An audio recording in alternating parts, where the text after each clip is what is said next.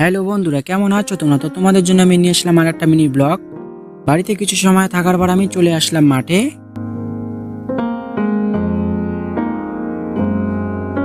মাঠে আসার পর আমি দেখতে পাচ্ছি যে আকাশে একটু মেঘ করছে। তারপর আমি মাঠে কিছু সময় ঘোরাঘুরি পর এখন আমি বাড়ি যাচ্ছি।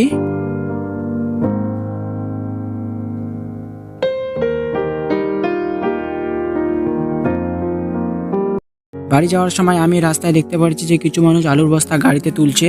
তারপর আমি ওখান থেকে চলে আসলাম বাড়িতে আসার পর আমি দেখতে পাচ্ছি যে আকাশে অনেক মেঘ করছে। তার কিছু সময় পর অনেক জোরে বৃষ্টি পড়তে শুরু করলো।